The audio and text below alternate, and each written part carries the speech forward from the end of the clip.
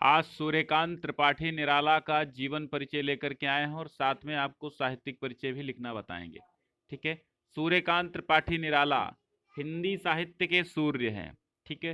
हिंदी साहित्य के सूर्य हैं, समझ लो एक प्रकार से अपनी चमक छोड़ रहे हैं।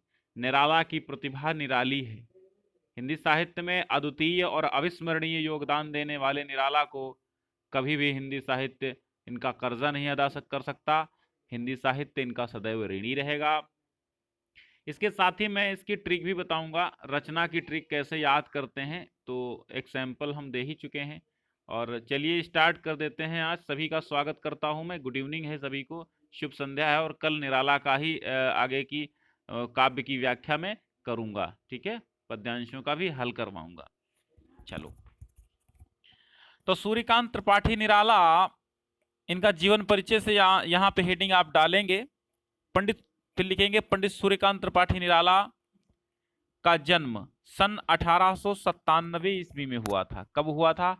1897 ईस्वी में। कहाँ हुआ था? बंगाल के महिषादल राज्य के मेदिनीपुर नामक गांव में। कहाँ? बंगाल के महिषादल राज्य के मेदिनीपुर नामक गांव में हुआ था। इनके पिता का नाम पंडित राम सहाय त्रिपाठी था।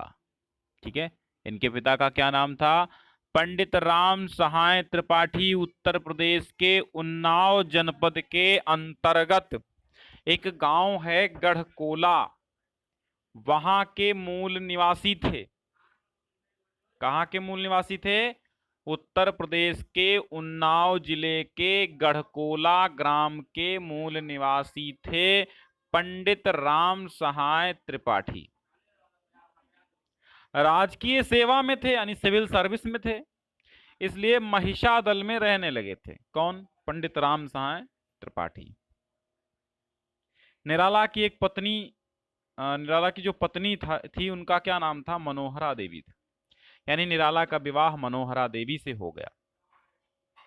एक पुत्री भी इनके थी, एक पुत्र एवं एक पुत्री थी, सरोज। ठीक है, एक पुत्री और एक पुत्र इनका था। पुत्री का नाम सरोज था। माता पिता का असामयिक निधन हो गया। फिर एक पुत्र एवं एक पुत्री इनके लिए छोड़कर मनोहरा देवी भी चल बसी। रोजी रोटी के लिए नौकरियां करते रहे एवं साहित्य साधना में संलग्न रहे। सन 1961 ईस्वी में निराला जी का स्वर्गवास हो गया। तो अब इतना जीवन परिचय इनका समझ में आया। यानी कि सन 1897 ईस्वी में निराला जी का जन्म हुआ। कहाँ हुआ था? बंगाल के महिषादल राज्य के मेदिनीपुर नामक गांव में। आप समझ में आ गया? बंगाल के महिषादल राज्य के मेदिनीपुर नामक गांव में पंडित सूर्यकांत त्रिपाठी निराला का जन्म हुआ था। और इनके पिता उन्नाव जिले के गढ़कोला नामक गांव में रहते थे। ठीक है, उन्नाव के गढ़कोला नामक गांव में रहते थे। इनकी पत्नी का नाम मनोहरा देवी था। मनोहरा देवी का भी असामयिक निधन हो गया था। एक पुत्र और एक पुत्री थी। इनके माता पिता का भी असामयिक निधन हो गया था। और रोजी रोटी नौकरियां करते रहे और साथ में नौकरियां करते छोड़ते रहे, साथ में साहित्य साधना भी निराला जी करते रहे। और 1961 ईस्वी में हिंदुस्तान को छोड़कर पंचतत्व में लीन हो गए। इनकी पुत्री जो सरोज थी उस पर इन्होंने एक शोक गीत लिखा है, समझ लो, सरोज स्मृति। सरोज स्मृति में निराला का शोक गीत का एक, समझ लो, एक प्रकार से छोटा सा काव्य है जो शोक गीत की लंबी कविता है। उसमें निराला, इनकी 18 वर्षीय पुत्री होती, विवाह हो जाता है परंतु उसकी मृत्यु हो जाती है, उस पर शोक व्यक्त किया। साहित्यिक परिचय में आप देखे, ध्यान से देखिएगा, साहित्यिक परिचय में साहित्य साधना में निरत निराला जी ने रामकृष्ण मिशन के पत्र समन्वय का संपादन किया। किसका किया? समन्वय का। साहित्य साधना में निरत माने लगे हुए निराला जी ने रामकृष्ण मिशन के पत्र समन्वय का संपादन किया।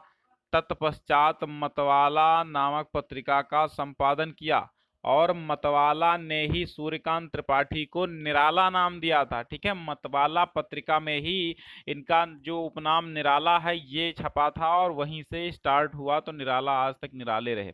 गंगा पुस्तक माला का भी संपादन किया एवं सुधा में संपादकीय लिखा। सुधा एक पत्रिका थी जो उस समय चलती थी, तो वहां पे संपादकीय लिखा। निराले स्वभाव के धनी निराला जी ने विभिन्न कृतियां हिंदी साहित्य को दी हैं। क्या दी हैं? विभिन्न कृतियां दी हैं। कैसे? अभी बता रहे हैं हम। एक बार फिर से साहित्यिक परिचय देखिए।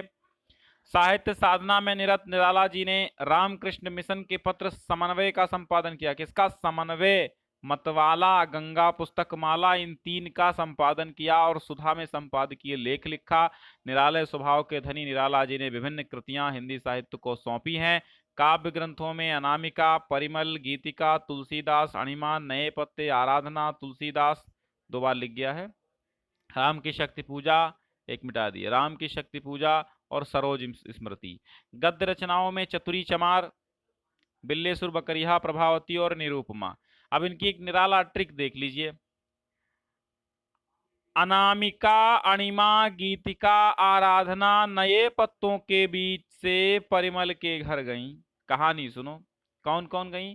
अनामिका, अणिमा, गीतिका, आराधना नए पत्तों के बीच से परिमल के घर गईं। अब परिमल के घर गईं, कौन गईं? अनामिका, अणिमा, गीतिका, आराधना और नए पत्तों के बीच से निकल करके गईं परिमल के घर। और वहां तुलसी की रामायण को निरुपमा ने स्टार्ट किया। किसने स्टार्ट किया? तुलसी की रामायण को निरुपमा ने स्टार्ट किया। प्रभावती भी ध्यान से सुनने लगी। कौन ध्यान से सुन रही थी? प्रभावती।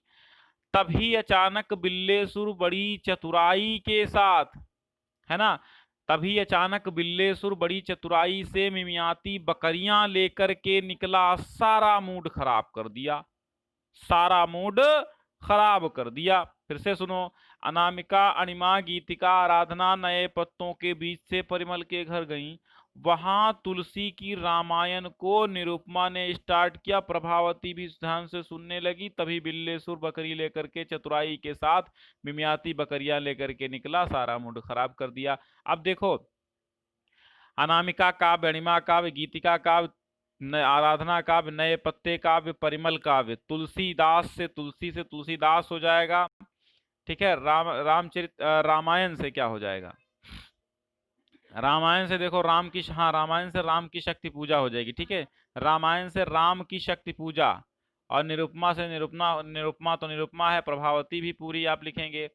बिल्लेसुर से बिल्लेसुर बकरिया, चतुराई से चतुरी चमार, चतुराई से क्या? चतुरी चमार। अब बिल्लेसुर बकरिया, ठीक है। ये एक में देखिए, बिल्लेसुर बकरिया और चतुरी चमार। तो ऐसे याद हो गया होगा आपको, उम्मीद करता हूं मैं, ठीक है, उम्मीद करता हूं आपको याद हो गया होगा। तो एक बार सारांश टाइप में बता देते हैं। सन 1897 ईस्वी में जन्मे थे आपके कौन? कौन जन्मे थे? सूर्यकांत त्रिपाठी निराला जी जन्मे थे। और सूर्यकांत त्रिपाठी निराला जी कहाँ पे जन्मे थे? बंगाल के महिषादल में जन्मे थे। और इनके पिता का नाम राम सहाय, पंडित राम सहाय त्रिपाठी था। और पंडित राम सहाय त्रिपाठी जो थे वो कहाँ रहते थे? वो उत्तर प्रदेश के उन्नाव जनपद के मूल निवासी थे, लेकिन जाकर के रहे थे कहाँ? बंगाल में जाकर के रहे थे। क्यों रहे थे भाई? क्योंकि सिविल सर्विस में थे, है ना, राज की सेवा में थे। और निराला का विवाह भी भैया प्रारंभिक शिक्षा हुई हिंदी भाषा में और बंगला भाषा में भी हुई। और इनकी पत्नी का नाम मनोहरा देवी था। विवाह हो गया, रोजी रोटी से लड़ते रहे, यानी कभी नौकरी की कभी छोड़ी, क्योंकि स्वाभिमानी व्यक्तित्व के धनी थे निराला जी। इसलिए इनको निराला कहा जाता, क्योंकि निराले स्वभाव के धनी थे।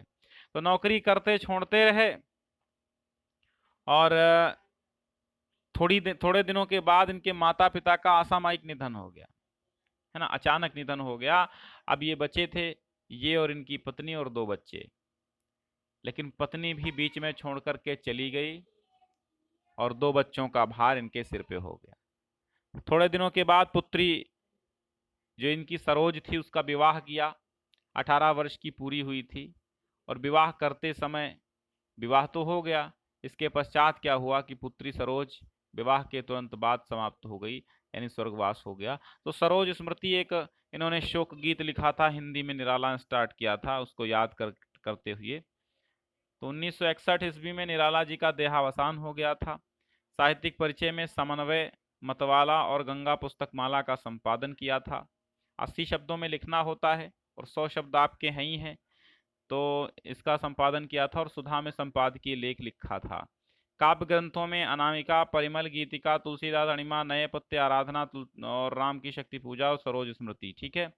चतुरी चमार, बिल्लेसुर, बकरिया, प्रभावती और निरुपमा, ये सब गद्य रचनाएं इनकी हैं। तो ट्रिक हमने बताई है, अनामिका, अणिमा, गीतिका, आराधना नए पत्तों के बीच से परिमल के घर गई, वहां पर तुलसी की रामायण को निरुपमा ने स्टार्ट किया, प्रभावती भी सुनने लगी, तभी अचानक बिल्लेसुर ने बड़ी चतुराई से मिमियाती बकरिया लेकर के निकला, सारा मूड ऑफ कर दिया, खराब कर दिया। ठीक। तो हमने क्या बताया, बिल्लेसुर और बकरिया ये एक में लिखिए, बिल्लेसुर बकरिया हो जाएगा, चतुर से चतुरी चमार हो जाएगा, है ना। और बाकी सब एक ही है। राम, इससे राम से आप राम की शक्ति पूजा याद कर लीजिए, तुलसी से तुलसीदास, बाकी सब सेम टू सेम जैसे लिखे वैसी रचनाएं इनकी हैं। तो कैसा लगा आज का, हमें अवश्य बताइए। आज हम आपकी कमेंट नहीं पढ़ पाए, इसके लिए हमें क्षमा कीजिएगा। और मिलते हैं कल लाइव क्लास में एक नए टॉपिक के साथ। और निराला जी की ये अगली कविता का निराला जी का बादल राग है आपके पाठ्यक्रम में, तो मैं वो लेकर के आऊँगा और आप सभी उसको ध्यान से पढ़िएगा, बहुत इंपॉर्टेंट है। चलिए, बहुत बहुत धन्यवाद।